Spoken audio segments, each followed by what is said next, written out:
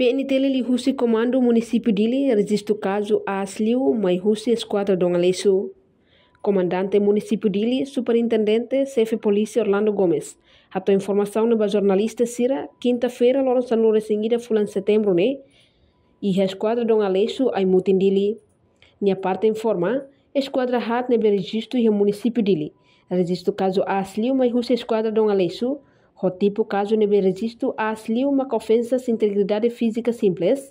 Compara o caso Siracelo. E a esquadra e a posta no tipo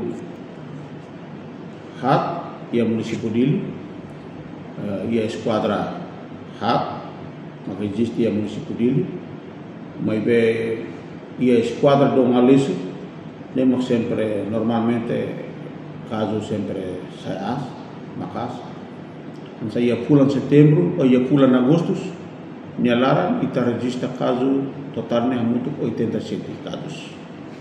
Agora, e 87 casos, né? Casos de maka ofensas integridade física simples. E segundo, maka tuipali caso de bi.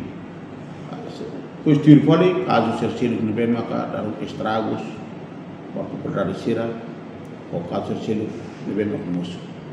Depois dia bulan setembro, haukas deu mai to in loro, kita registra caso ia. Agora, caso, ia fulan agosto, mas to caso setembro, e está remete ao Bahia Ministério Público, pode continuar o processo de investigação e estamos a tamanho sistema. Caso não bem maka musuhnya tambah barak liu maka consumo alcohol. E segundo, caso quando problema particulares, nem maka sempre musuh.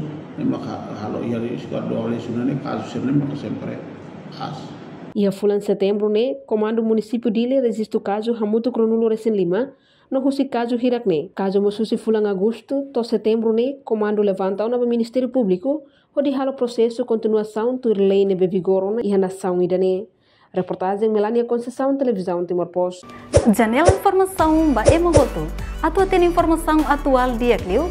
Kita haluha, hane yang butang subscribe, like, halo komentário no fahe tutang ba media sosial hotu.